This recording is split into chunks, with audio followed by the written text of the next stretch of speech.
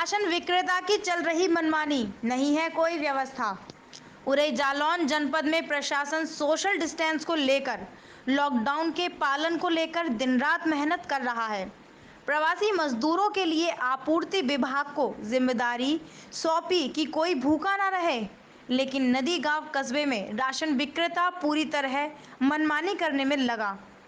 यहाँ ना तो कोई सोशल डिस्टेंस का पालन किया जा रहा है और ना ही वितरण व्यवस्था का कोई शेड्यूल है। अलग अलग ग्रुपों में उपभोक्ताओं को बिठाया जा रहा है, तानाशाही के साथ वितरण किया जा रहा है।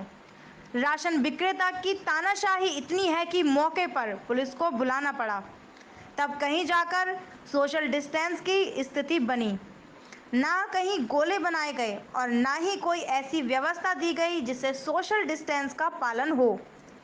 पूर्ति निरीक्षक को इस ओर ध्यान देने की आवश्यकता है। शासन की योजनाएं चल रही है।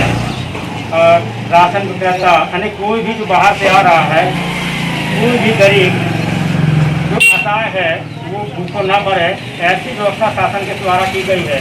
तो राशन विक्रेता के यहाँ क्या क्या आदेश और निर्देश शासन के द्वारा दिए गए हैं और उनका कितना अनुपालन हो पा रहा है, तो इस संबंध में आज हम यहाँ पर नगर पंचायत नदी गांव के राशन विक्रेता लल्लू राम जी के यहाँ बैठे हुए हैं। उनके आप रिश्ते में सुपौत्र लगते हैं और आप यहाँ पर व्यवस्था को देख रहे हैं। क्या नाम भैया आपका? पवन अग्रवाल जी। पवन अग्रवाल, कितने यहाँ पर राशन की दुकानें हैं? एक ही है। एक दुकान है। राशन की एक दुकान है। क्या क्या आपको आदेश निर्देश है? जो क्वारंटाइन में लोग बाहर से आ रहे हैं, क्वारंटाइन में रखे गए हैं, उनको भी क्या आपको कुछ भेजना पड़ता है? हाँ, उनके लिए जो है कि नगर पंचायत से जो आदेश हमारे लिए आता है जी, उसे हम देते हैं। राशन विक्रय एक तो अंत्योदय होता है आपके यहाँ, अंत्योदय और पात्रग्रस्त। अंत्योदय और पात्रग्रस्ती। जो बाहर से आ रहे हैं उनका यहाँ कोई कार्ड नहीं होगा, वो अगर गल्ला लेने आते हैं तो उनकी स्थिति क्या है? उनकी स्थिति ये है, नगर पंचायत से जो लिख दिया गया कि 10 किलो इन्हें दे दो, तो वो हम देते हैं। कितने लोगों को अभी तक दिया गया होगा? अभी तक 20-22 लोगों को दिया है, लिखा है। 20-22 लोग ऐसे हैं जो बाहर से आए हैं, इनका कोई कार्ड नहीं था, उनको गल्ला दिया गया। गल्ला के अलावा कुछ और दिया जाए? गेहूँ चावल बस। गेहूँ चावल दिया जा रहा है। एक और स्थानीय आधार पर जिलाधिकारी महोदय के निर्देश पर एक व्यवस्था आई थी, कुछ चूंकि सैनिटाइज सबके पास नहीं संभव है, तो साबुन धुलने की व्यवस्था आई थी। क्या साबुन है? अंत्योदय कार्ड पर एक साबुन हिंदुस्तान यूनिलीवर वाला दिया गया है? दिया गया है। कितने साबुन अभी तक वितरित हो गए होंगे? वितरित 45 के समथिंग हो गए। देखिए 101 राशन कार्ड है। 101 राशन कार्ड अंत्योदय के। अंत्योदय। तो देखिए ऐसा आपका कहना है, जो भी शासन के आदेश निर्देश हमें मिल रहे हैं उनका हम अच्छा सा पालन कर रहे हैं। हाँ, एक और नहीं समझ में आ रहा है कि जैसे सोशल डिस्टेंसिंग आप कैसे बनाते हैं? सोशल डिस्टेंसिंग यहाँ आदमी मानता नहीं। नहीं भाई, मानता नहीं है, उसका एक होना चाहिए, आपको राउंडिंग करना चाहिए। अभी फोन करते, नंबर लिख लेते, राशन कार्ड पे एक को बुलाते, फोन करते, फोन करके बुलाते। सभी लोगों के राशन जमा कर लीजिए, सुबह 10 बजे तक जमा कर लीजिए जी।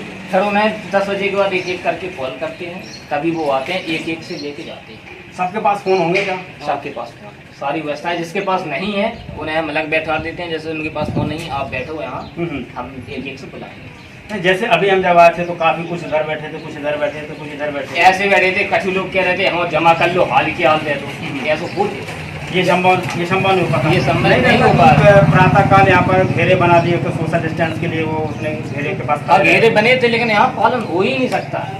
ये ऐसा गांव है, यहाँ पालन कोई नहीं कर सकता। देखिए राशन विक्रेता का कहना है, हमारे प्रभारी जी बहुत परेशान है।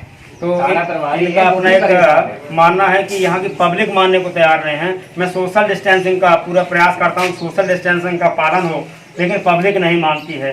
क्योंकि एक नई व्यवस्था यहाँ देखने को मिली है कि सबके कार्ड जमा करा लिए जाते हैं, फिर बाई फोन उनको बुलाया जाता है, और जब वे फ़ोन करेंगे तब एक एक करके आता होगा।